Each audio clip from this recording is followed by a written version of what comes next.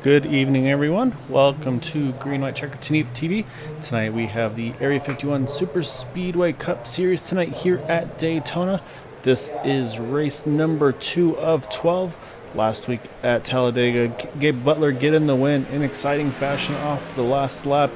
Pretty much actually out of turn number 4 there. So an exciting 3-wide battle there at the end to be able to pull off the win. To say tonight, a little narrower track here at Daytona. But that being said, all things will be the same on that one, though. Say 75 laps is the scheduled distance. Say will be no more fast repairs, so say got to keep those cars clean, and likely we'll see a two-stop, I should say, strategy for most of these guys, pending it going green. If they everybody will make it on 2 stops. So drivers making their qualifying attempts right now to get the grid sorted out. So you can see our point standings, though. With that win, Gabe Butler getting right now leading the points there. Behind him, Kevin Freeze, Eric Laurie, tied for that 3rd position with Matt Quick. And then in 5th is Charles Johnson. Obviously will not spoil the end of that Cup race and season. For those of you that may still be trying to watch it. So for those of you who haven't watched it, enjoy it. It's obviously always an exciting way to finish off the season. So looking forward to see what next season's going to bring, and we'll keep going from there. But yeah, waiting for these qualifying laps to finish up, and then we'll get going here in just a moment.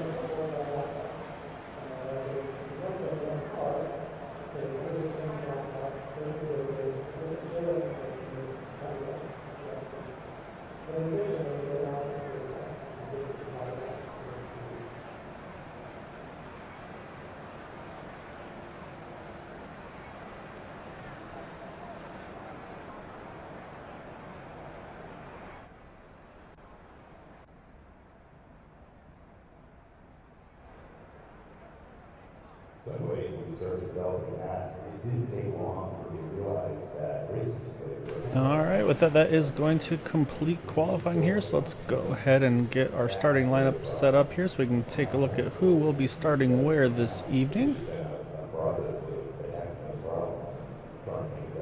knows why I have this passion to keep making it better. There's something really cool about being able to learn. On pole position here, we've got the 87 of Raymond Rittenauer. Next to him is that 25 of Kevin Freeze, our Season 5 champion. In third, Gabe Butler. Fourth, Kevin Hash. In fifth, Jimmy Crow. Sixth is Jack Walls. Seventh, Dude Conrad. And eighth is Bud Steele.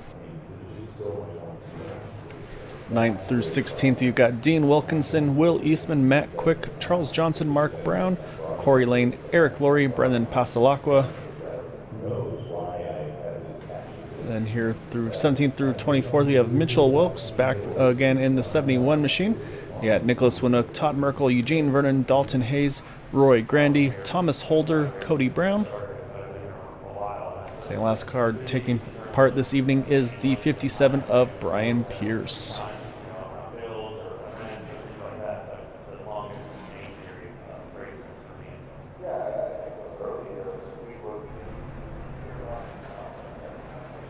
All right, so again, 75 laps is the distance for the race this evening.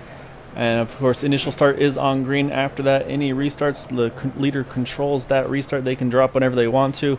Obviously here at Daytona Talladega, you probably won't see that very often. I'll say more often than not, these tracks, you're going to definitely want to try to keep everybody bunched together, especially if you've got some teammates with you. So we'll keep an eye on what the strategy is going to be there. But I'll say, yeah, field's just about to get rolling here. And we will get things going in just a moment.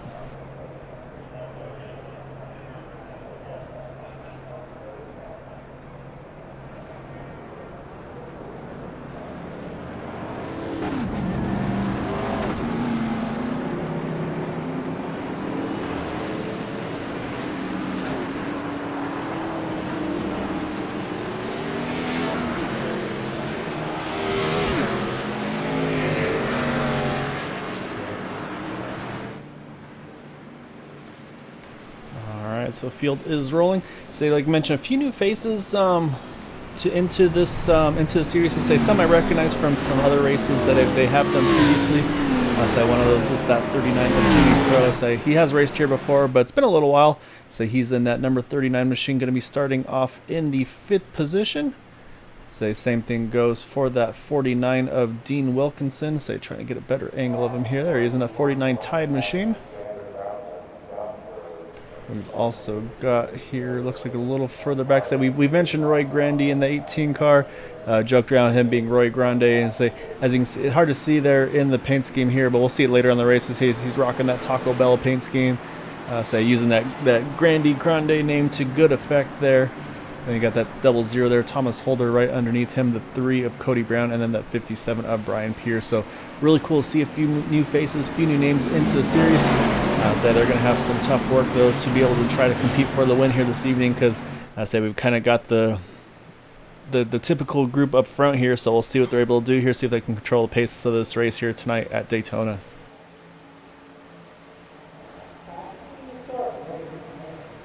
All right, pace car is off. Green flag is in the air, and we are away. Raymond Whitmire Kevin Freeze, as they're going to take it through this front stretch here into turn number 1 for the first time.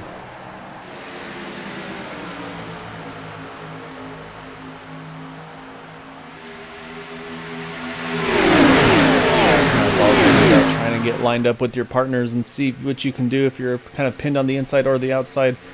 Just where the push is, and you can see right now that 1 in the 87. We've seen those two, Gabe Butler and Raymond Rittenauer, they work together very well week in and week out, but we've also seen that 25 of Kevin Freeze. He's definitely not one to kind of not be concerned about, and he's got the, so he kind of got better Kevin, I guess you could say, leading other Kevin, or I think they called him Hash Brown, I want to say, in the 03 of Kevin Hash. Let's say, so yeah, you got the Kevins here up on the top side, right behind them, the 83 of Jack Walls there in that top line, the 3rd car on the top. Then on the inside line, 39 of Jimmy Crow, and behind him, the 8 of Dude Conrad.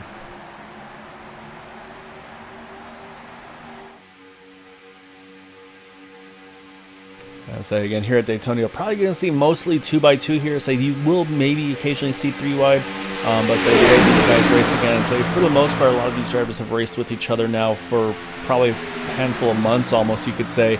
And I say just a lot of trust, a lot of respect with each other. And say more often than not, we've seen that these races really kind of come down to the pit stops, getting in and out quickly, minimizing mistakes and things like that. So we'll see if that comes into play again this evening. But yeah, right now everything holding pretty steady up front, 2x2. Say right now pretty much running about 200-mile-an-hour pace laps here at Daytona.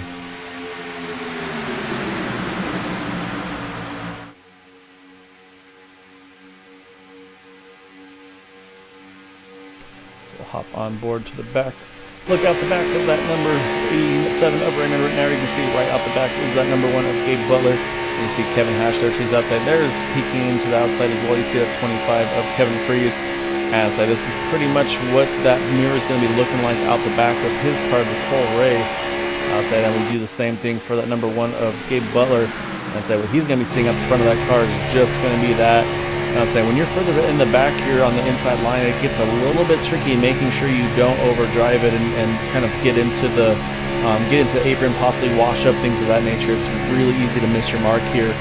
So of course the other thing too is making sure you kind of stagger off just a little bit. Like we'll probably see Gabe Butler here every so often. You might see him duck a little bit left, duck a little bit right. That's going to keep that oil and water temperatures as cool as possible. Because if you don't do that, we've seen actually, I believe in the first race, the engine will expire and say your night will be cut short here.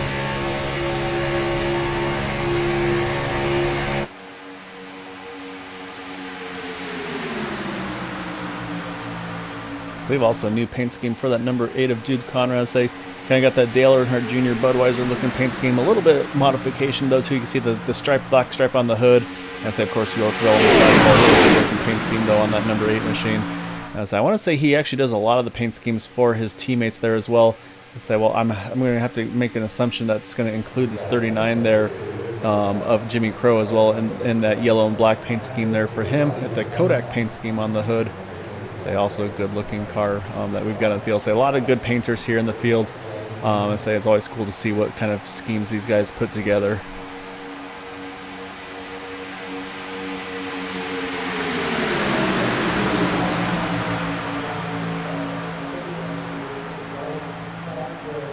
As I mentioned, with everybody running pretty much 2x2 here, not a lot of position changes early on. So we had a few drivers jump a few spots from the start. Say one of them is that 47 of Dalton Hayes. He's on that top side there in that yellow, green, and black number 47 machine there. Right behind, I believe that's the 78 of Nicholas Winook. So say gonna keep an eye on them as well. You also see there, you see the yellow numbers on the sides and the roof there of the 23 78. Say those are 2 teammates there, Brendan Paslak and Nicholas Winook. Say nice little way to differentiate those guys to kind of be able to spot those teammates out together here tonight.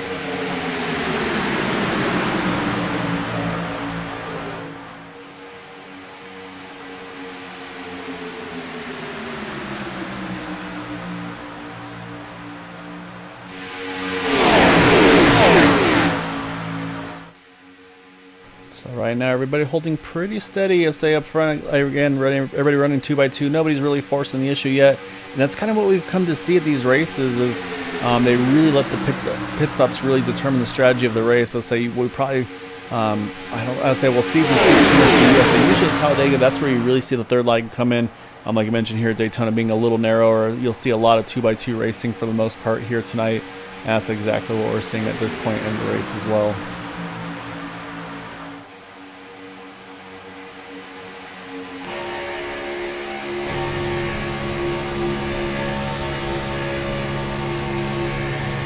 On board here with the 25 of Kevin Freeze. Just kind of poking around a little bit, see what's going on out the car. Actually having a better look here would be out this angle of that number 1 of Gabe Butler. And yeah, so you can see kind of where he is in relation to that 87 and 25 right there to his outside. We saw that 0-3 there for just a moment as well. But again, so this is pretty much what they're going to have to do here is just really kind of nail where they need to be here at this point in the race.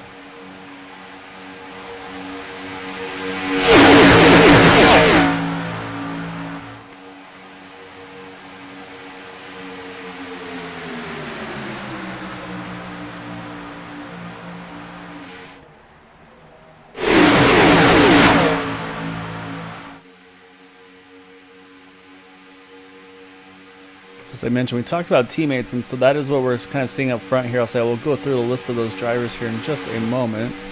Watching again.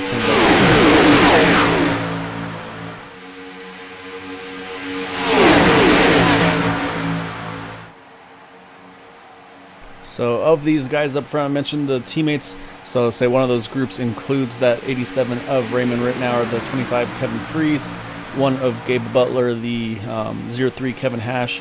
Also does include the 39 of Jimmy Crow as well. He's working with those guys. Dude Conrad in the 8, he's in that group as well. 89, I'm sorry, of Matt Quick and that Grumpy Cat Machine. I believe also in here, so I had to find him, this Eric Laurie, there he is in the 071. Haven't mentioned him here, you see him on the inside line in that 071 there, the John Deere machine there. So say, as you can see, a lot of these drivers all right now in the mix, in the lead package, a little further back. But one thing I've noticed is, for the most part, you'll see these drivers up in the front, these teammates, they will all pit together, they'll work together here. But one of those drivers that really is on the fuel saving side of things usually is that number 89 of Matt Quick. I say we saw him do that to perfection last week at Talladega. Just didn't wind up working out quite for him coming to the finish there. Actually having to save fuel, where the 89 was able to kind of go pedal to the metal to the end. As he was able to go, I think, 2 to 3 laps longer on fuel than those guys around him towards the end of that race.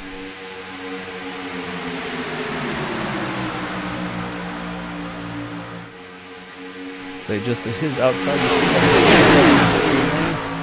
Say Corey also wanted to keep an eye on him. So he was actually one of the few that was not part of that team actually, to keep up with them in the pit stop cycle, and he was able to kind of stay together and make a good run with that.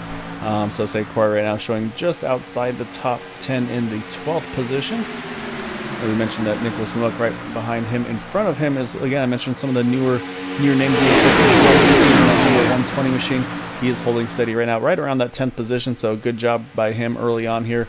Again, long ways to go in this one. I say we're only in lap number 12, so we're just about halfway through this fuel run. Say that lap 25 or so mark is going to be that magic number for that first pit stop. But again, that's going to be kind of the guys up front are for sure going to have to try to pit exactly around 25. That's probably about as far as they can go on fuel. You see these guys on the inside line there, pretty much starting I would feel like actually with Duke Conrad here, maybe even also the 39 of Jimmy Crow. So anybody on that, especially on the inside line, you save so much fuel there, just running easy on the inside line. So we could definitely see that come into play here as well.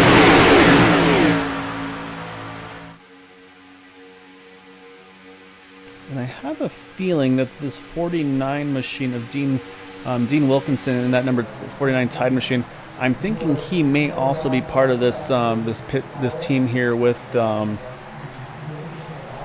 apologies, with Brandon Pasalacqua and also with Nicholas Mueck, because I see that yellow numbers on the hood and the sides of the car, which kind of match the other ones. I say it just doesn't quite stand out as much just due to the Tide paint scheme on the car with the yellow and orange. So that might be a third team member in that number 49 machine, so we'll have to keep an eye on him, see if they can get hooked up together at some point in this race. So yeah, say again, it's just strategy is going to be really big tonight, of course, with the teamwork as well.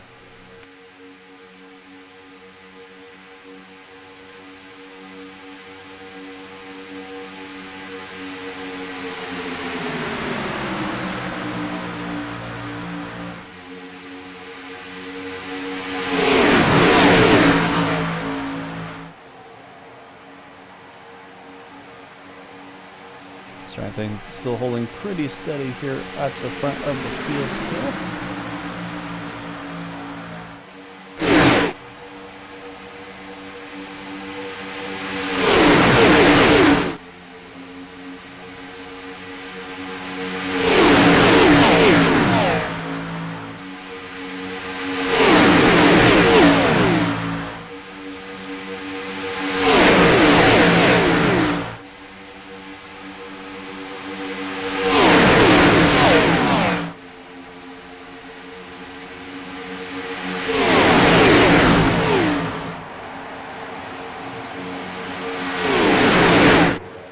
And while we're watching that, we see there's a little bit of movement up front. See, Kevin Freeze got to the front here and say it looks like something happened there a little further in the back, though. You can see the second group here. Eugene Vernon looks like he's kind of fallen off the back of the pack, along with, I believe that's the 00 and the 57. Let's go back. Say they're about 2 seconds now off the group, or maybe about a second actually. Oh, actually, I see smoke up front. Maybe just connections. I don't see anything going on. Yeah, it looks like connection issue there. Let's go back and see if we can check what happened here so we can see what caused them to fall back.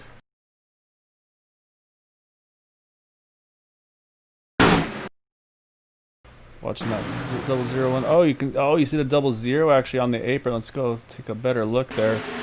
Oh, actually 81. It looks like just inside line checked up a bunch, and these guys did a really good job hanging on to it somehow. But again, that's really cost this the second group, though. You can see they've kind of fallen off the back here. You see the 00 and the 57. They're working together. It's Thomas Holder, Brian Pierce. They should be able to catch Eugene Vernon here. The question, of course, now is I think they're too far now to catch the back of the field, which is that number 18, Roy Grandy. Yeah, there he is. Also, there's that 68 of Mark Brown as well. So I think they're just unfortunately just a little bit too far out to be able to grab onto the back of that draft here. So what those three are going to need to do is just work together as best as possible to see if they can get back to the front or get back in contention, or at least try to minimize the loss there. But back up front, though, you see things are starting to get a little bit dicey. You see also 03 Kevin Hash, he's got to the inside line now, so you got all these teammates here hooked up on the bottom line. They're all getting settled in for the pit stop cycle, which this is now allowing the 83 of Jack Wallace, the 6 of Bud Steele, to say those are not these drivers are I don't know if they're official teammates or not, but they definitely work together. So as I said, we're going to see them, I think, try to challenge the top line here. You can see that 6 giving the 83 a really good push here through the backstretch there.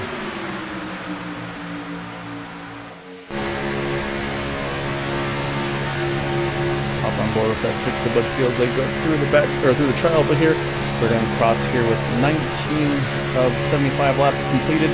So again, that pit window here going to open in just about 5 or 6 more laps, and that should be able to get them pretty safe to the end on one more stop after this one. But again, though, you can see that number 83, Jack Wallace, I think, trying to keep the inside line pinched just a little bit, try to hurt their momentum on the exit. As I say, that's something you can really see happen is obviously the inside line is going to have the momentum through the turns, but then that outside line really is able to kind of open up the wheel and just get a lot of speed on the exit. And I say that's where they are able to take advantage on the exit of those turns, where the inside line's got to kind of keep it hooked to that yellow line.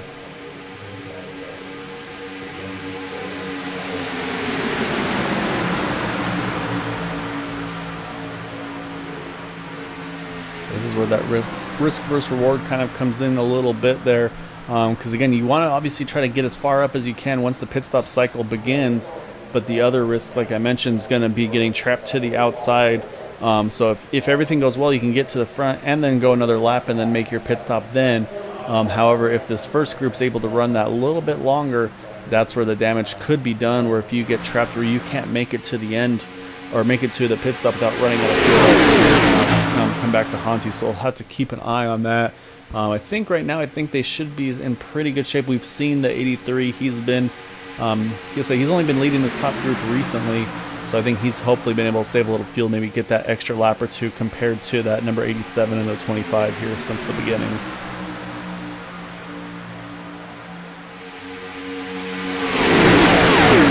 So now the question is going to be kind of who's going to blink first, and when do you go into relation to us? I think for sure we're going to see people pitting at around that lap 25 mark. But I think we'll see a few more drivers stretch it just that couple extra laps. Like I mentioned, that 89 of Matt Quick, I feel like he's kind of a guarantee. You can see he's kind of just in cruise control right now, just right in the back of this pack here. So what he'll probably do is once they all start ducking in, that's when he's going to really go on the charge in that number 89 machine and try to push his way towards the front. Because again, what you really want to do is, if you can, is you want to get as far forward as you can once it's time to make those pit stops. Just to make sure, because you can see like right now he's about a second behind the leaders, and while it doesn't seem like much while they're going 200 miles an hour, that's the second that you're losing on the entry and exit of the pit stop. So it's just that much that you have to make sure you don't lose during the pit stop cycle, getting in and out of your pits there.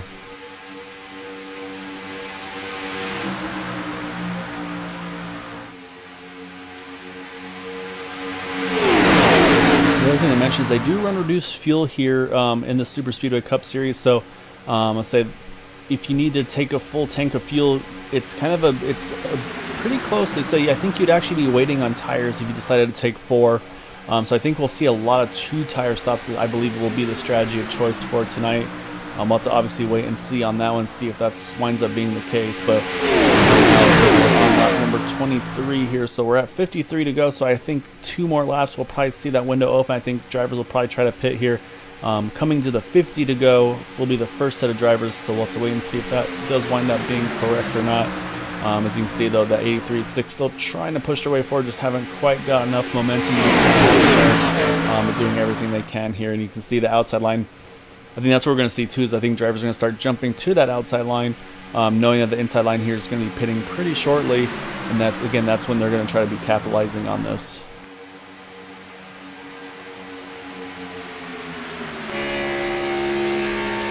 So right now we're at 52 to go. Next time around will be 51 to go. This will be next time I will be the start of lap 25. So from where I'm sitting, I'm thinking that these guys are going to go one more time and then pit.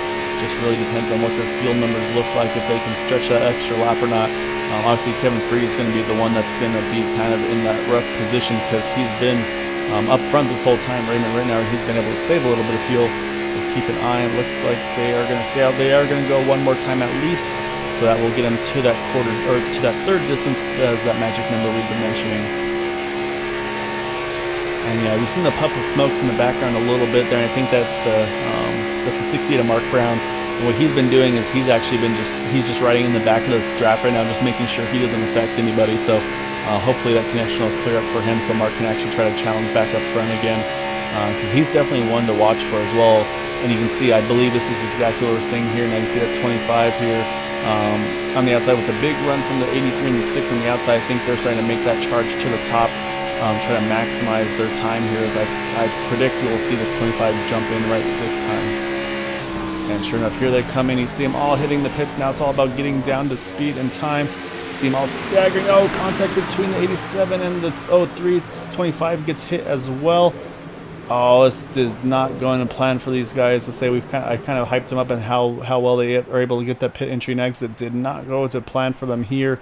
So they're going to have to get all sorted out here and try to do the best they can to kind of minimize the damage there. What that is going to do is that's going to open up the opportunity now here for the second group here, now led by Jack Walls and Bud Steele. So they're going to try to do what they can. And now the question is going to be, do they pit this time around, or do they go one more time? So we'll keep an eye on the back of these cars here. I'll see as they come out of 4. Yep, here they come. We got a bunch of them coming in. Again, you see everybody staggering out here. You see everybody's kind of just trying to find the right place. Looks like they're able to get it done here. Again, though, Mr. Long Run. Oh, this is actually going to be a dangerous call here now. Matt Quick is by himself here, so he's going to be losing speed. However, the one thing he might have going for him here is he's about to catch a bunch of these guys leaving the pits. He'll be able to pick up their draft here. As you can see, he picks up the back of the 68 there, the 25. He's going to have to take the momentum, go around him. So, but yeah, so this could be an issue for Matt Quick if he's not able to kind of keep that momentum up here as he comes around now to the 071 of Eric Rory. I don't think he's going to be able to get to his outside. I think he's going to have to dump yet. As I say, he's going to have to dive in here for the pits. So Matt Quick going to hit a solo pit stop here. The only advantage of this is he can be as aggressive as he wants getting to the line. So he slides it aggressively, hopefully got down to speed and time as well. We'll keep an eye on his pit stop here. Let's see if he's able to leave. Otherwise, if he sped there, we'll see a stop and hold for him. So I wait for him to hit his pit stall. Looking like fuel only for the 89 machine. Or maybe two right left side tires. Hard to see from this angle. And yep, okay, so he is away. So he was able to get away with it. He was able to make that pit stop and not get caught speeding. So now he's going to try to hustle this thing out of the pits.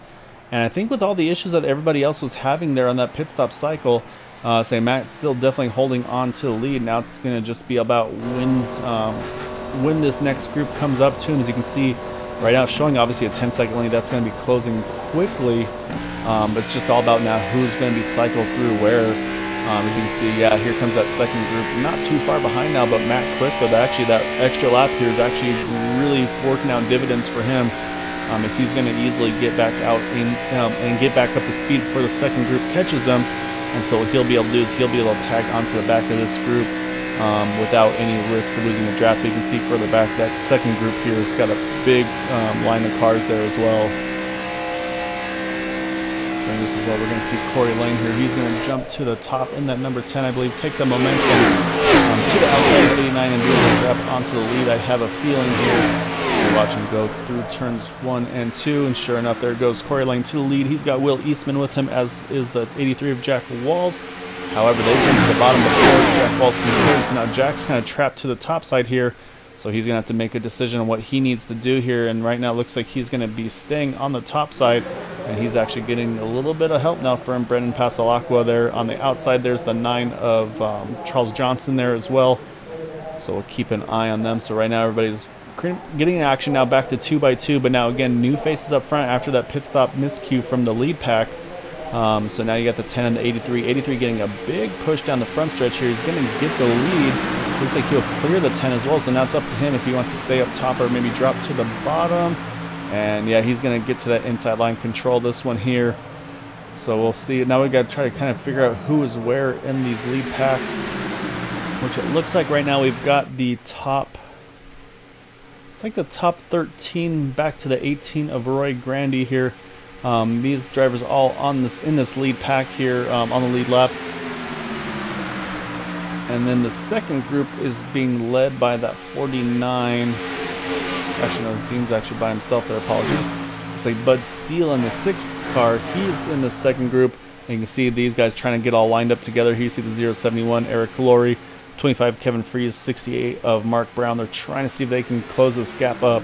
But right now, it's unfortunately got 3 cars are laps down at the moment. The 000 is 1 lap down, as is the 001. And the 57 is 4 down here at the moment. And further back, actually, Raymond Rittenauer is about a little over half a lap down here in the 87 car. He's trying to work with those 3 of Cody Brown, trying to see if he can minimize the damage on those 2 machines, which I'll say in back up front. While we're going through all of that here, you see things have changed again. Now you got Charles Johnson's able to get to the front. Now Brandon Pasalacqua, he's getting help from his teammate Nicholas Winook, as they're on the outside here. I said this is the battle up front for the lead. Again, right now showing we have 13 cars in this lead pack here. With right now, like I mentioned, right around Jimmy Crow, it looks like is one of those drivers there. He's running 39. He's the last car in this lead pack on the lead lap there, as they're coming up on a lap car right there. I believe that's the 57 of Brian Pierce. BC, he stays high. Lets leaders go by. He's going to try to tag back onto the draft again. Really good courtesy, respect from these drivers. Try to not play an outcome and play a role in this race, and so just try to get right into the draft and see what they can do.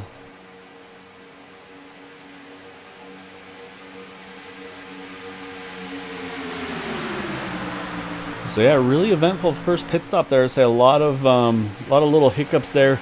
A lot of different strategy calls as well. It worked out really well there for the 89 of Matt Quick. Like I said, he was able to go 2 laps up the and in doing so, kind of put himself at a bit of a risk there, having to be by himself, but was able to have enough speed to be able to do it there. So now he's back onto the inside line here, right around, I'd say, the 8th or 9th position there in that number 89 machine. And again, though, it's going to be able to, now that he's on the inside line, I think just saving fuel.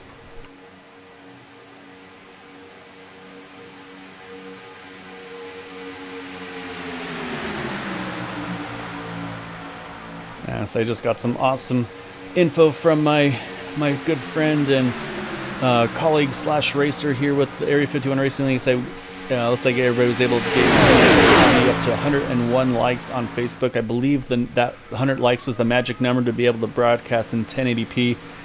So say hopefully quality of the streams will be able to improve through Facebook. So I haven't mentioned too much, but we do have 3 broadcasting options through Restream at the moment right now, using all 3 of those between Twitch and YouTube. Say we'll see maybe that there's a one that's specific that works the best for everybody, and we can look at future seasons making some changes there. But right now, say again, really appreciate everybody that's been following and liking and all of those things. I'll say it means a lot to me from just barely starting this thing off a couple of seasons ago with Area 51 Racing League. And again, I want to thank them for taking the risk on me. It's been a lot of fun being a part of this one. So that being said, though, say we still got some racing to do. Say right now we are at lap 35 of 75, 41 to go. Say they've gone about 10 laps in this run. It's going to be about 15 more until they hit their pit window. Right now, race leader is that number 9 of Charles Johnson here, and say he's got his back bumper full of that number 19. Take a look at that 83 of Jack Walls and say we kind of joke with Jack. He always talks about as long as he's got a bright yellow Pennzoil machine, he is happy. So he's doing them proud right now, running in that 3rd position, seeing what he can do to help out that number 9 of help the 9 out, but also help himself of that number 9 of Charles Johnson.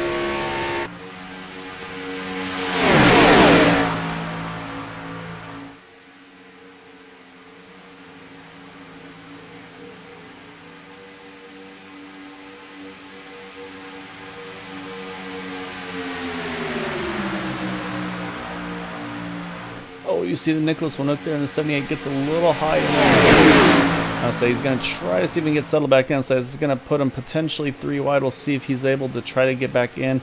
But it looks like that gap's going to get filled. Yeah, I'll say not much you can do there. So there goes the 120. He's going to get to the back of the 23 car now. Say Nicholas Winnock going to have to fall back a little bit, unfortunately, to try to get settled back in here. But as I was about to mention, this is where it goes 3 wide, and we have trouble there. I was a little worried about that. You saw Dalton Hayes in the 78, they make contact. That is going to bring the yellow out, I believe. Although I'm still showing where green, there it is. Yellow is out. Oh, it's a huge head of steam there. I think I also may have seen the 8 of Jude Conrad possibly involved as well. So that's going to put us under caution for the first time tonight. Let's go back and take a look and see how this all unfolded here.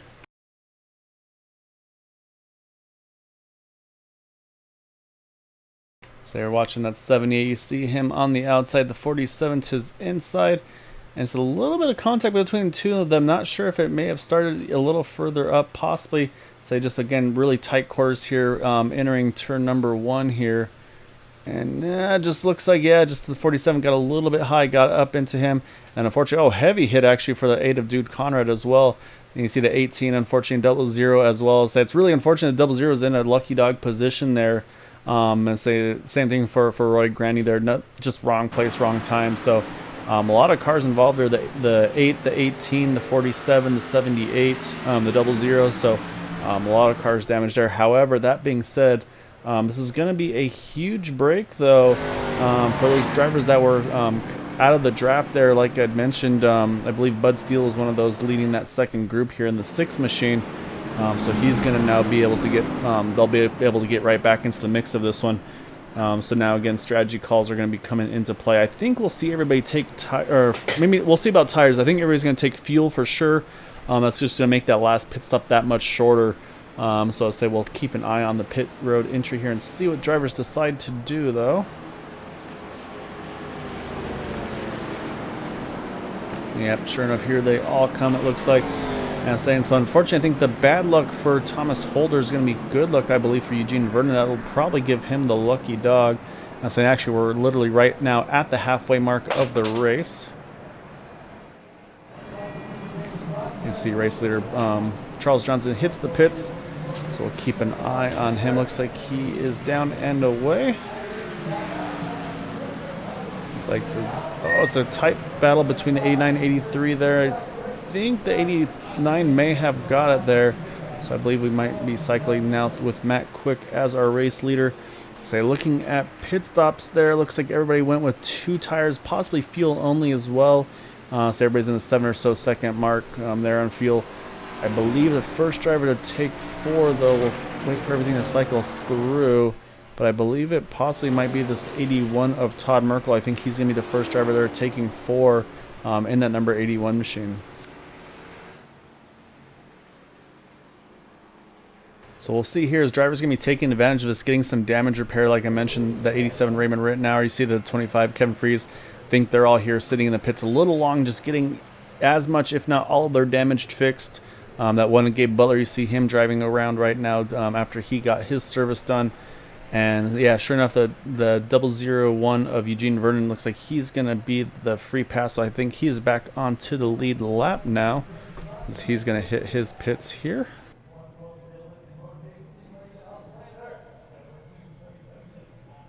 However, he's going to have to hustle a little bit because the leaders are not too far behind.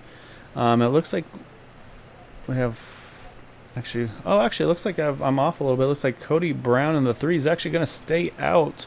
So this is a risky call by this number 3 car. And it's going to put him into the lead. However, the risk of this is going to be the fact that he's going to be the only one doing the strategy. And with that, he's going to be in a tough spot here just because that he's going to have to pit before the rest of this field. And then along with that, he's going to also have to take a little bit more fuel than the rest of these guys. And I was a little worried about that 001, and it looks like, sure enough, it looks like he may have got trapped behind the pace car here. So unfortunately, I think we're going to see that 001 of Eugene Vernon. Unfortunately, got that lap back. Looks like he's going to lose it again, though, as he's going to have to fall back to the tail end of the lead lap, I have a feeling here.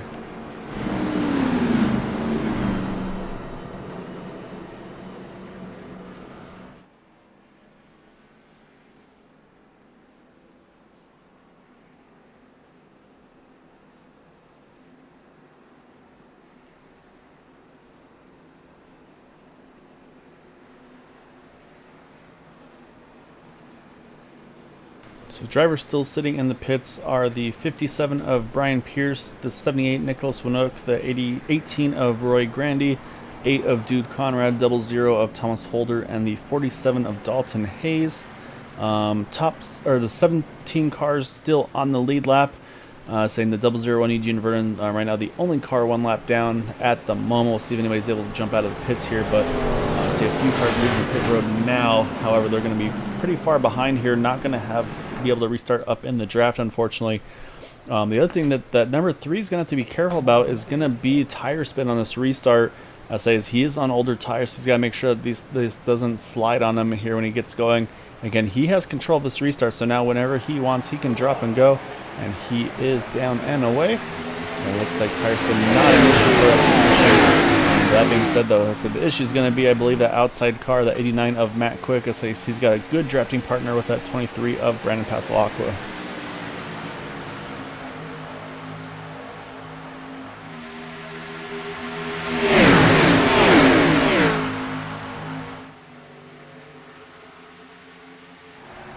And sure enough, there down the back stretch, 89 gets a big push from the 23. He's going to be able to clear that number 3 machine. And it looks like 23 is going to clear as well. They're both going to drop to the inside here. So move now Matt Quick back up into the lead here. Got Brandon Pasalacqua. We see Todd Merkel trying to see if he can get the top line working. Just doesn't have the help yet. But that help is coming in the form of that 071 of Eric Laurie. He's also got Mark Brown right there in that group as well. And I believe I saw, yep, that's Will Eastman as well on that top line. So the group is starting to form here. Right now, these top 2 sneaking away just a little bit there. Looks like they're pretty comfortable in their position up front here. I mentioned that risk reward here for the 3 car. So he's at least now able to hopefully save a little bit of fuel here behind the 89 of Matt Quick.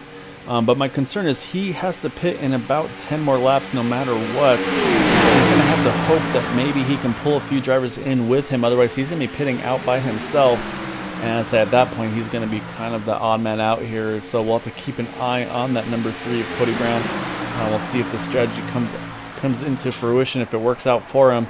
But right now, like I said, he's going to be the first driver that's for sure going to have to make a green flag pit stop. But what could happen, again, I mentioned, is some of these drivers might kind of do a mixed strategy when they want to pit. Some might pit at that 24, 25 lap to go mark. Just to be able to then stay green the rest of the way. As you see the 47 Dalton Hayes, everybody's going to try to stagger around to get by him. Looks like everybody does a good job of that. Unfortunately, Dalton missing the whole front clip of that 47 machine. Yeah, just unfortunate incident that early on, but that's why I mentioned that at Daytona, just a little bit tighter of a track than Talladega, and that's kind of what happens when those 3 wide situations come up sometimes.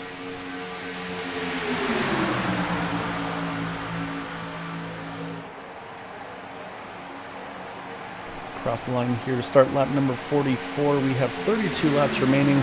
So again, that pit window is going to be that 25 or so to go lap mark. So we'll see if that comes into play. As you see, it looks like Brandon Pasalacqua, he's going to jump to the top side. He wants to see if he can be the leader of this outside group. And he's got that 81 of Todd Merkel with him there. So we'll see if those 2 can kind of get hooked up. So say, unfortunately, Brandon, he lost his helper in that with Nicholas Winook there in the 78 car. So now maybe these 2 Fords can get grouped up together. Maybe they can make a charge here to the top side. You can see Brandon has got alongside the 89 here of Matt Quick out of turn number 4.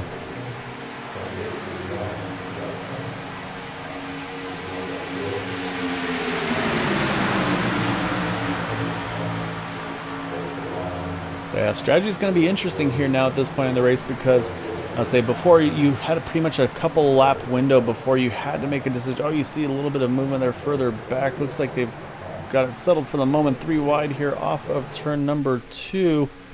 So we saw a little bit of a bobble, I believe that was for the 68 of Mark Brown. So they had to react and try to get underneath him. Looks like they were able to get that taken care of here.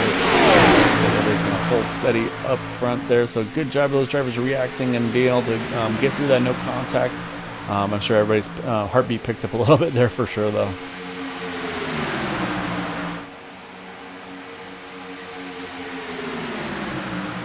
But yeah, so like I was mentioning, though, the strategy is going to be interesting here just because of the fact that before you had a couple lap window of when you had to make a pit stop. As I'm about to mention, leaders here coming up on that 0-0. He's going to try to stay up the wall here and let them all by. And so that's just that little bit of a tricky spot. He also had the 001 coming out of the pits as well. And it looks like so far so good. Everybody's able to get on by, so great job again by all these drivers here. But that fuel window, though, you have a really big range that you can go through now. Like I said, you can pit in about 5 to 6 laps here and know you can make it to the end. However, that being said, though, kind of goes along with the name of our broadcast channel here, Green White Checkered TV. Here at Area 51 Racing League, they have 3 attempts of a green white checkered finish. So you might want to go a little bit longer just to buy yourself a little bit of safety buffer in case we get to that point in the race if there's an incident before the white flag and we do get those green white checkered. So that could come into play, or you could also then, like I mentioned as well, go the other route, and you can just run this thing as far as you can in fuel, and then take just enough fuel to make it to the end, maybe plus minus a couple laps to kind of give yourself a little bit of a cushion as well. So this is where that strategy is really going to come into play here, because before you go about 25 to 27, we'll say, laps on fuel, which with the 75 lap race, it puts you right on the number pretty much every time if you went green. So now this window is going to really open up, and I think this is where that strategy is going to come into play with some of these drivers. Maybe a little bit of teamwork, where either some short pitting or some long pitting, and just trying to do some drafting with that group, and that's where you really make your time.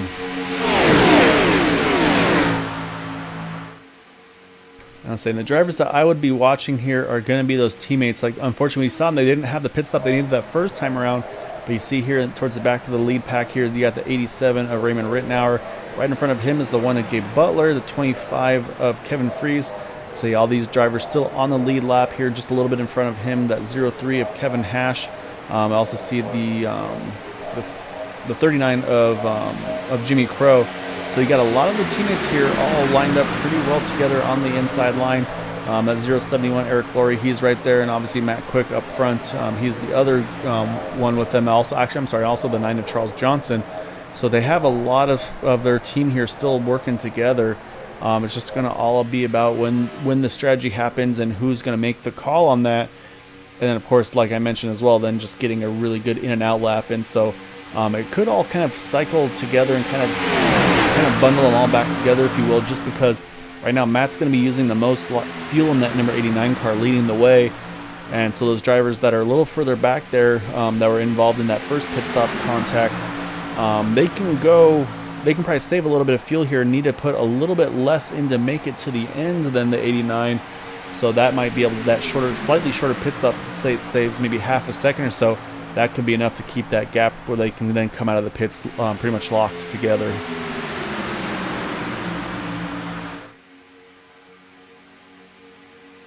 So yeah, so sure enough, this time around we're going to be crossing line for 25 to go.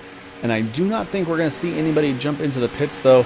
That being said, though, the one I talked about, that 3 of Cody Brown, I think he's going to have a few more laps to go just because of that car was able to save a little bit there.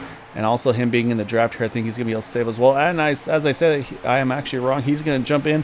But like I mentioned, he's going to be hitting the pits here all by himself. So this is exactly what he was hoping the opposite of.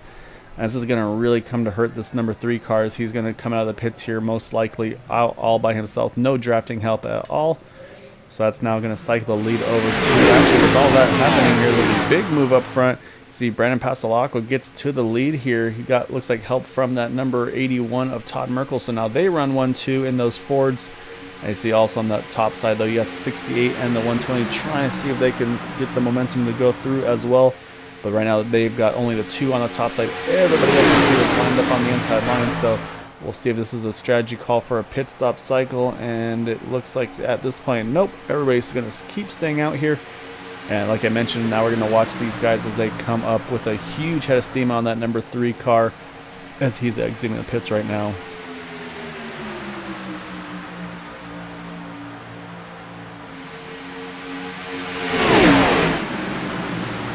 So we'll watch as they come out of turn 2. There is that 3, there's the 47.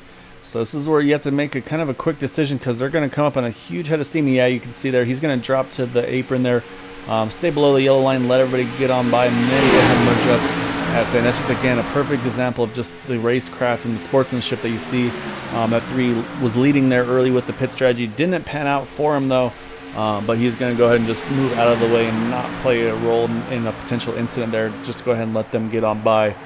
But that being said, though, those 2 cars on the top side there, Will Eastman and Mark Brown, Mark is giving that 120 a very big push here as they go through turns 1 and 2. Almost had that 23 Brandon Pasalacqua cleared, but you see 68 had to stagger off a little bit. Probably got a little too hot there. So I say now with him having to do that, you're going to see him fall off the back just a little bit. But actually, as I say, they hold pretty steady here. So we'll see if those 2 can lock back on here and make another charge here and see if they can get to the front with these 2 drafting together.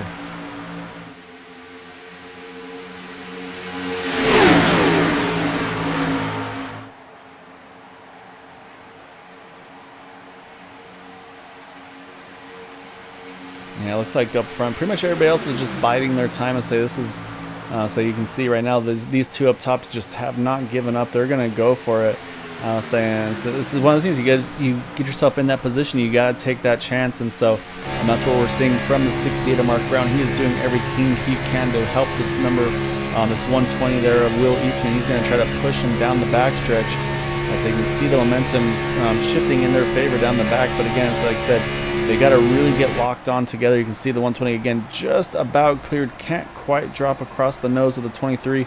And again, I mean, that's the risk versus reward as well there, because you do that though if you're that 120. Oh, as I said, here comes the pit stop cycle. I mentioned those teammates, and it's going to be exactly what we talked about. Matt Quick going to be the first one in there. Eric Laurie with him as well. I see the 39 there.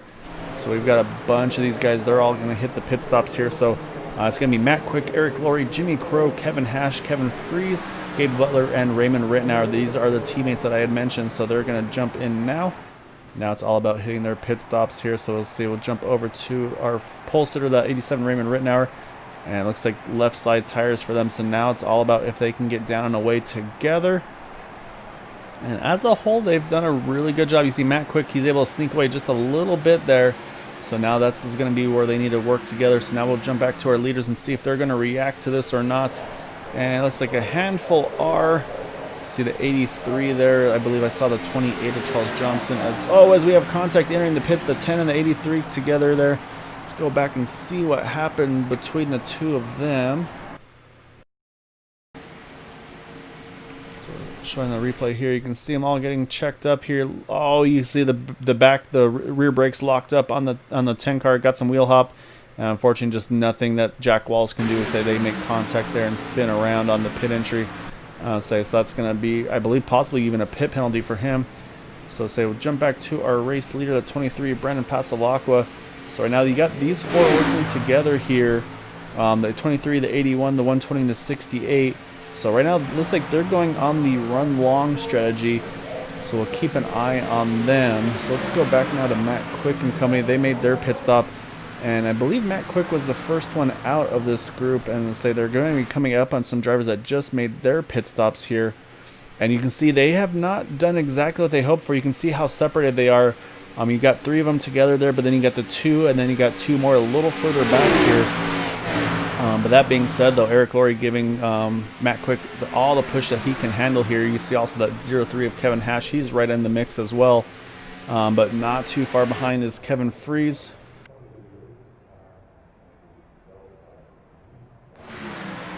Oh, apologies, a little bit of hiccup on my side. Looks like everybody disappeared and said they were all pitting there. So I was going to mention Kevin Freeze here getting a big push from that 39 there of Jimmy Crow. They're going to try to close that gap, and I think they're going to be able to make it. So they're going to be able to make this a 5-car group here up front. And then also a little further back, you see that number 9 of Charles Johnson. He's getting caught by that 6 and the 49, I believe that is, of Dean Wilkinson. So they're going to come up with this 9 car pretty quickly. And then, as I mentioned, that 87 and the 1.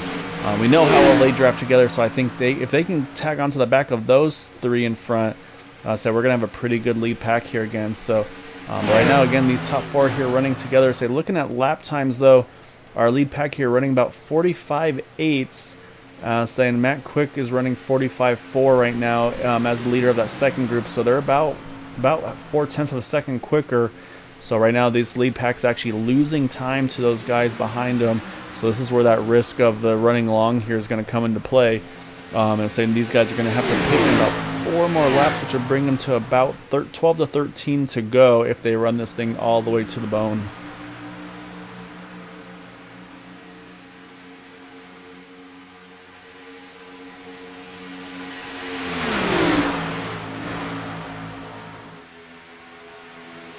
And you can see, so what you can see here is that gap between the 81 and the 23. They need to be tighter here.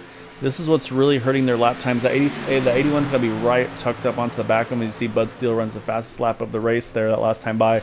Saying, oh, and actually, as I say that, you can see here now we've got a huge group up front here.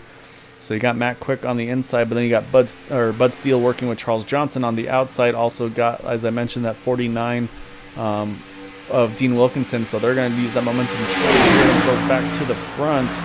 I don't know. It doesn't look like at this point Raymond Rittenauer and Gabe Butler are going to be able to catch back onto the back of this group. We'll keep an eye on them. But right now, so these guys having a pretty good battle here front. And I think they might be just close enough, those 2 in the back, to be able to try to close this gap back up. So I'm going to look at the lap times here. Saying that last time by Matt Quick with a 44.3. And behind them, they were right around a 44.3 as well. So I'll say they're going to do everything they can here. Say we'll watch from the front of this 87 car. Oh, and actually, I think you see a little bit of teamwork happening. I mentioned that how unselfish they are. We're seeing it here again. Here you see Jimmy Crow. He's pulling back, I think, to try to help these 3 out, or help these 2 out to try to make it a 3-car draft, or maybe they can work just that much faster together. So we'll watch again once they get all lined up here and hooked together, and we'll see what these lap times that they're able to do. We're going to jump back to our leaders, as again they're going to be approaching their pit window here very shortly, probably about 2 more laps, I would say. So they're just going for the run it long here, but again their lap times they're just not good. That last time by actually were 2 seconds slower than Kevin Hash, Matt Quick. They were in the 46.3s compared to 44.3s.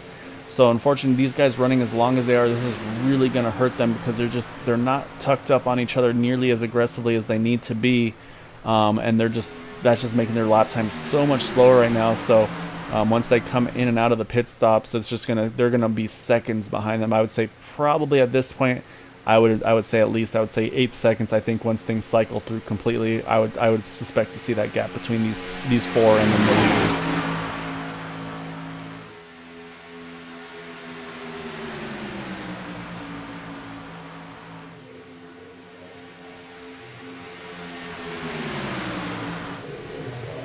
Like still staying out here, no changes up front. So these top 4 are still going to keep going as far as they can. Like I mentioned, right now we are on lap 25 of this run, so they can probably go another lap or so, and then I feel like they're going to have to make that last pit stop.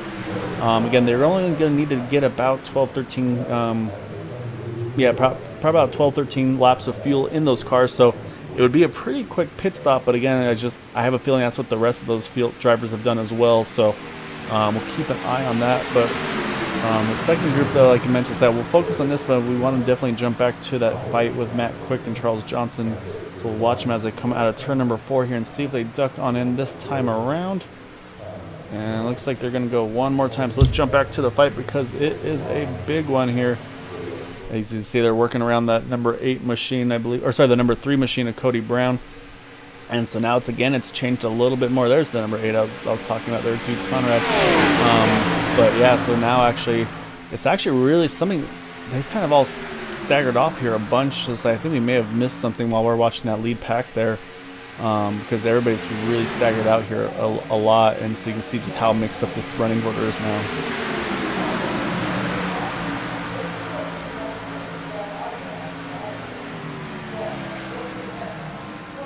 However, that being said, while we're talking about that, you see here are those two drivers that we're talking about being kind of out of the draft. They are back in it now, Raymond Rittenauer and Gabe Butler.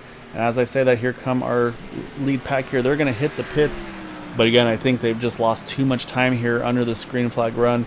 Again, running about second and a half, 2 seconds slower. Just not, unfortunately, aggressive enough on the pits or on the drafting. So we'll see Brandon hits his marks perfectly there.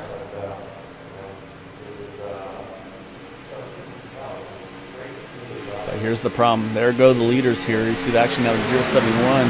Eric Laurie getting a big push there from Kevin Freeze, and you can see, they're already down and past him before they even get out of the pits there. So unfortunately, they're going to need a caution to be able to get into the back into the mix of this one. As right now, we talked about those teammates, and that's what these top 6 are right now. That number 89, the 03, the 39, then you got the 071, the 25, and the 9. And just, again, shows just how strong these drivers are together. So now the question is, what can Bud Steele in the 6 do? What can Dean Wilkinson do in that 49 car? Then can they find a way to spoil this party? Because it's gonna take them having to do something. But right now, I think it's just gonna all be about who gets the better drafting help from the driver behind them. Matt Quick last week was in the perfect position, unfortunately got kind of freight trained there on the last lap, and then unfortunate contact between himself and the number 8 of Duke Conrad. Again, unintentional, but obviously still not any more enjoyable for that.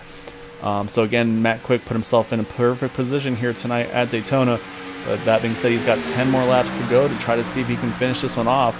It's going to be all about your friends behind you, which right now it's pretty even between them. And you can see he's got Kevin Hash with him, as well as the 39 of Jimmy Crow. Eric Laurie on the outside, he's got Kevin Freeze and the 9 of Charles Johnson. And then also now to see the 6 of Bud Steele starting to roll in, as well as along with Dean Wilkinson in the 49 machine. So then we'll also obviously have Raymond Rittenauer and Gabe Butler. But right now it looks like those two are just kind of cruising here. Forcing the issue here at this point in the race, as they're in the back of this lead pack here. So there's not a lot they can do with the position they're in currently.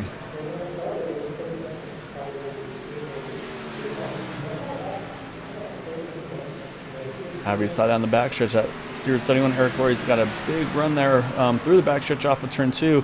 Kevin Freeze helping kind of give him that shove he needs to get into contention here, as we're going to come across now this next time by 8 laps remaining here at Daytona. At the line, just about a nose over the 071 by the 89. I see also these drivers starting to kind of wiggle around a little bit, as that drafting is going to just get that little bit much more aggressive. But again, Matt Quick going to try to do everything he can to put his car in the right spot to get the win tonight. So we'll see if he's able to get it done this time. Again, you see Kevin Freeze getting a big push down the backstretch to Eric Laurie. They're going to get side by side again.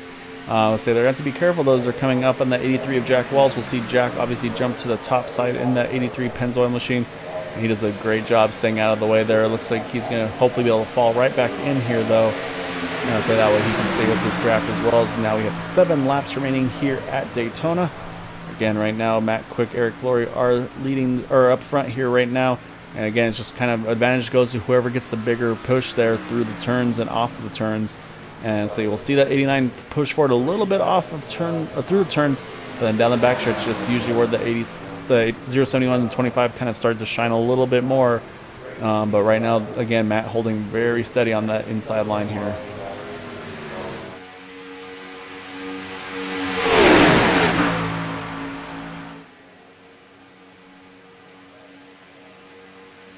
You see everybody starting to stagger a little bit more. You see Raymond Rittenauer, he's gone to the inside line. Gabe Butler's gone to the outside line.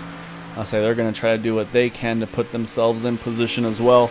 But it's one of those things where you might want to try the third line at some point, but again, you see how tight it is here at Daytona. So you can do it, but everybody's got to really be on their marks here.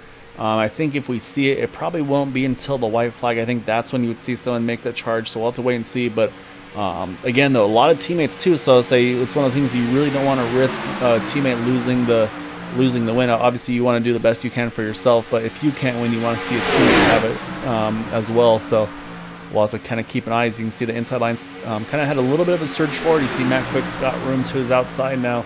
So Eric Laurie is going to have to make another charge with the help of Kevin Freeze as we have 5 laps to go here at Daytona. Again, still Matt Quick leading the way, Kevin Hash right behind him. To the outside is that 071 Eric Laurie, and then you've got the 25 Kevin Freeze there.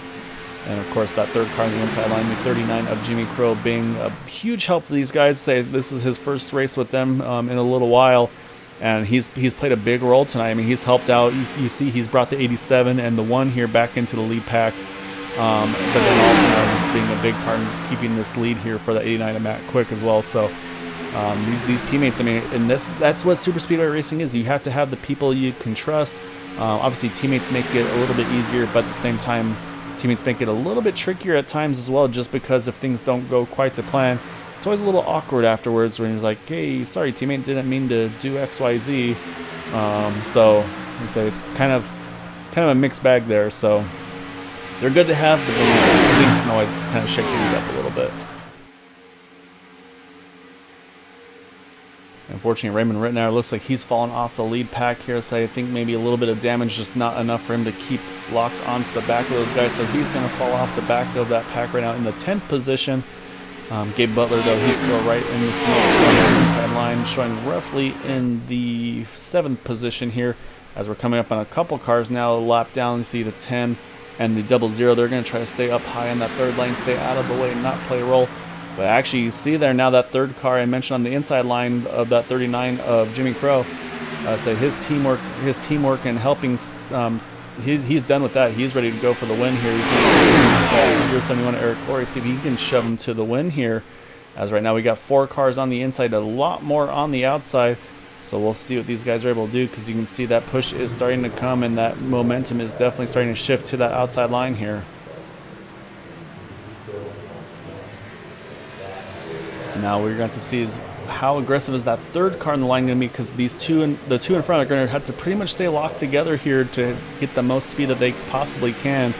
But right now that momentum is definitely shifting to the outside line. You see Eric Laurie getting a big push to that 39 of Jimmy Crow. So we'll see as it's coming up again on one more lap car. This time it's going to be the 81 of Todd Merkel. So I suspect we'll see Todd jump to the outside line, possibly maybe even go back down to the white line to let them fight it out. So we'll want to keep an eye on that one as they come down the back. But actually right now still holding the inside line, which might be helping Matt just a little bit. They're able to steal a little bit of draft off him. There he goes. He's going to jump as he needs to. So they're going to try to get around him and then get to that white flag here. Again, Matt Quick got just a nose ahead here, but we've seen how fast things can change at Daytona. So we'll see, this is going to come to white flag for the final time here tonight. And they do get to the white flag at Daytona. Matt Quick still leading the way. But again, anything can change on this final lap. You're going to see some aggressive pushing with these drivers. Now Kevin Hash to the inside with that 89. They're able to clear the 39 just a little bit. 49 there, Dean Wilkinson trying to clear himself, can't do it.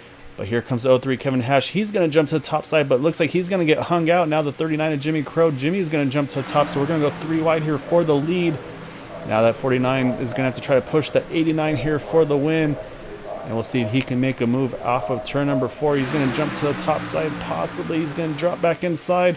Now Matt Quick's got to play defense here as they come across the line for the final time. He's got to run on the outside. Oh, contact between the two of them there. He's going to get the win this time around here at Daytona. I believe it's like waiting to see who got second. Looks like somehow Gabe Butler made his way up into that second position. Third's going to go to Dean Wilkinson there.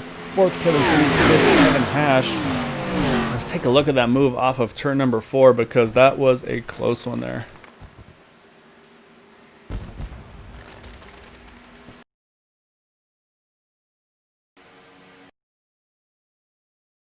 See the 49 car jump to the outside here. So you got a good run there on the exit. You see he's got some momentum. Don't know if he's going to have enough to get by the number 89 car, but you can see he's trying to keep him kind of pinched to the inside here. And yeah, you can see, oh, Matt Quick moves up just a little bit. Contact between himself and the 49 of Dean Wilkinson. Dean makes a great save to hang on to it. I'll say that momentum, though, that's what cost him the second position over the number 1 of Gabe Butler. So then they cross the line there. Matt Quick's going to get the win here. Gabe Butler in second. Dean Wilkinson brings it home in third. Great run for him there. Like I said, having to kind of compete with all the teammates there. So yeah, so let's go ahead and let's try to hunt some drivers down, get some words with them, So we're going to try to find that number 49 here to get things started off.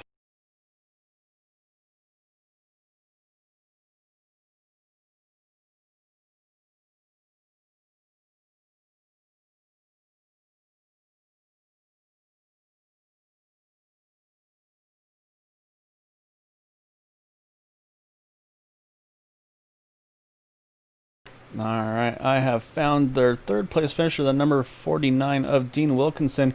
Obviously, kind of probably felt like you're in a tough spot there. A lot of teammates having to try to contend with, but you got yourself in a perfect position. You got a really good run out of turn number 4. So unfortunately, just a little bit of contact kind of pushed you up there off of entering a trial where there possibly cost you a little bit of momentum there. Still able to bring it home in third, but I mean, just how wild were those final laps there? Nerve-wracking. My teammates were on the outside. I had no real help with that final run, but I'll take a third. First time joining this league, and it was a fun race. Thanks. Yeah, you did a really good job, like I said, especially having to kind of run solo for the most part there. I have a feeling as I was kind of basing off the car numbers and the colors. Were you your teammates with Brandon Pasalacqua and then also with Nicholas Unuk? No, actually, Mr. Johnson, Charles Johnson, and those dudes. Okay. So I say, I wasn't 100% sure who you're teaming up with there, but like you said, if you're first one in this one, I say a great finish there. Like I said, I think made a really great move there. Almost had it. Just momentum didn't quite pan out for you as well. Of course, that contact may have kind of shoved you out of the way a little bit too. But like you said, a great run. Was there anything maybe different you would have done, or is that pretty much everything you had? You felt like there? No, I probably would have. No, actually, that was. I put myself in a good position. I was hoping to have some teammates, but they were going to do the high line. They just didn't pan out for them. It was a really good run tonight, Dean. I want to give definitely, obviously, first time out. Want to give you opportunity. Thanks, shouts you'd like to give for that third place run tonight. Thank you very much. All right, congrats, man. Great run. Later. All right, that is the 49 of Dean Wilkinson. So now we got to grab our second place finisher, the number 1 of Gabe Butler. Gabe, like I mentioned, he was our third place starter, but then that pit stop cycle had to kind of fall back a little bit there. So it was not an easy one tonight for Gabe, but able to bounce back. I think also had a little bit of teamwork to help your cause as well there. Because you and Raymond kind of were a little bit off the group there initially, but then able to tow right back up and onto that group, and then from there just I don't even know, you're at the back of that lead pack, and then somehow you wound up there second at the end. I mean, what was your game plan there? What did you do to get your way up to the front there?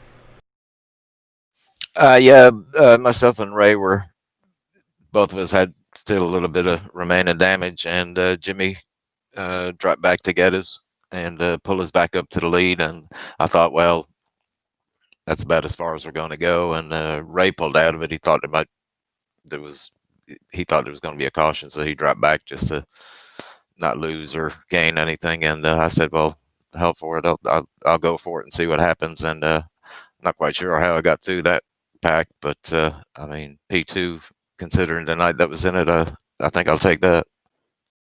Yeah, it's a really good recovery, like you said. I mean, obviously that first pit stop, you guys have such a big group of teammates there, and I mean, again, you work so well together. Obviously, unfortunately, that first pit stop didn't quite go to plan. Kind of contact between a couple of you really kind of put you guys on, kind of on your back leg there, but able to recover well. Obviously, the caution I'm sure helped as well, but a really good recovery. But was the damage affecting you too much, or was it once you're in the draft, it kind of fell away there, and you're able to kind of run your normal stuff? Well, the caution definitely helped, because the initial damage that I had, it really killed the car. I couldn't stay on anybody, and even if I was getting pushed, I wasn't going anywhere. And then when the caution came out, I was able to finish the repairs, and that improved it tremendously. It wasn't 100%. It was probably about 98, 99, which was, I mean, it was good enough to get me where I was going.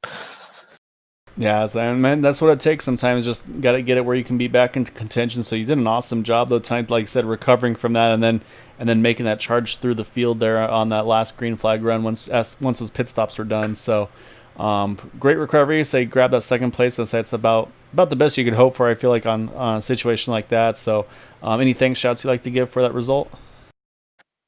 Well, of course, all the teammates and Ray there, especially, and Jimmy, and getting us back up. I mean, like I say it every time. I've got some of the best teammates in all of iRace, and then without these guys, wouldn't be anywhere. And good recovery for Kevin. Also, he was in that mess too. So yeah, not a bad week. We'll take it. Yeah, great result there tonight. So yeah, good run, Gabe. Like I said, bounced back from a little bit of troubles early on, but able to make the most of it there. Good. All right, so that was our second place finisher there, Gabe Butler. Saying we got to go back a little bit because we got to watch this from the get-go here. So we'll do some nice reversing here while Matt's doing some celebrations there. Let's get our camera. There we are.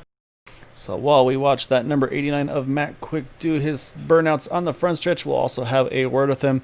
So that's 2 races in a row. You've put yourself in the perfect position there. I'm guessing everybody's starting to dice it around a little bit there, coming to that white flag. Were you having a little bit of flashbacks of last week? Yeah, I was waiting for my turn to go die, but I'm thankful that it didn't happen. And I got no ill feelings against Hack. I would have done the exact same crap with trying to figure out how to get through. You just didn't get a line to push him, and I just saw everything get dicey, so I just held the yellow and prayed, and everything worked out pretty good. So strategy worked out pretty good this time. I say fuel. No, I was not planning to be the only one out there that first stop by myself that last lap. I thought for sure I was going to lose the pack, and then somehow I came out in front. So either a lot of people, I heard there was a wreck or something like that going into pit road, but outside of that, like I was out front for like by a second or two before everybody caught me. So that worked out pretty good, and then just kind of ride. And then you had that caution that happened right near us.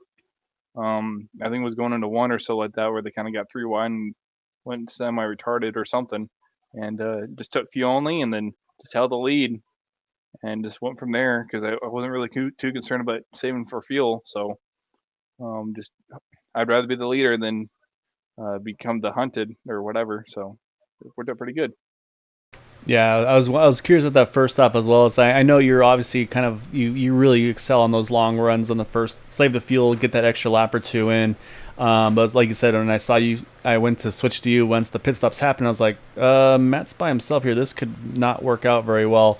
But then it actually panned out pretty decently, just because you're able to kind of grab the toe of some of those guys leaving the pits. Like you mentioned as well, a little bit of contact between a few of them on entry. Obviously, didn't make the pit stop plan go quite as well as they had hoped, obviously, as well. Then, yeah, the rest of the way, you pretty much capitalized on it, just kind of controlling the race there from the rest of the way. Obviously, again, not an easy one. You had to fight there at the end to say, again, multiple people having various runs on you. And then I was saying a few times, it actually split to, like you said, especially on the last lap, it actually split 3 wide there, and that was where things really shook up. But you're able to kind of hold on to it at the end. So great job. It's a great way to bounce back, obviously, after last week.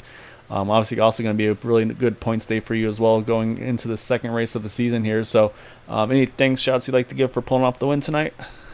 I want to thank everybody in the chat and stuff like that. And then a huge shout out to Gabe. I know he had gotten a lot of trouble that first stop there. And I was shocked to see him when he was in second when I was across the finish line. That kind of blew my mind. I mean, he had one hell of a hole to come out of, and the stars line, and I'm surprised like everybody didn't die there going to the line. I was kind of expecting the big wreck coming off of 4 there, but regardless, thank you guys for broadcasting, and Charles for putting up for all our crap and all that stuff. But I gotta say that first pit stop, I remember I was running 19th place. They come out in first is one hell of a pit swing. So I know there was a lot of help there, but regardless, I'd rather go in by myself than get ran over. So it's all good. Thank you guys for everything. Yeah, it's actually a really good point you make, though, too, because when you are running solos, I'll throw this in here before we go, but when you are pitting by yourself, or maybe just like 1 or 2 other people, you can really get more aggressive on the entries. I'm sure you've practiced your pit entries and such, so you don't have to stress about those guys behind you, and you can just kind of focus on your braking point and everything like that. I got lucky with people coming off a pit road. Usually I don't have that, especially at Dega. I don't have that at Dega at all. So I was kind of shocked. I forgot about people kind of pit road, and I was able to, tow off a couple of them. But regardless, I was still shocked coming out first. But regardless, great night. Stars aligned. I didn't get in any accidents, and but yeah, thank you for everything you do. Congrats, Matt. So good to see you get the win after last week, and say enjoy it, and we'll catch you again here soon. Thank you, man. All right, so that's our race winner, Matt Quick, with Grumpy Cat in the background there. He's doing some burnouts. Hopefully Grumpy Cat feeling a little better with that result tonight.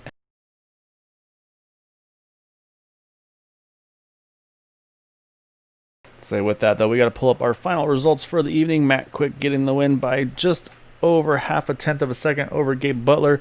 Gabe sneaking around Dean Wilkinson by 0.03 of a second. Kevin Fries in fourth. Kevin Hash in fifth. Jimmy Crow, like they talked about, really good teamwork there for him, able to help his teammates out. He able to recover to a sixth position. Bud Steele in seventh. Eric Laurie eighth. Charles Johnson in ninth. Raymond Rittenauer, he kind of fell off the back to try to avoid the potential drama. Didn't pan out for him, so he winds up in the 10th position. In 11th, you've got Brendan Passalacqua, Mark Brown, Will Eastman, Todd Merkel. They went for that long pit strategy. Did not pan out, unfortunately, for them. Then you've got Cody Brown, Jack Walls, Corey Lane, Thomas Holder, Eugene Vernon, and Dalton Hayes.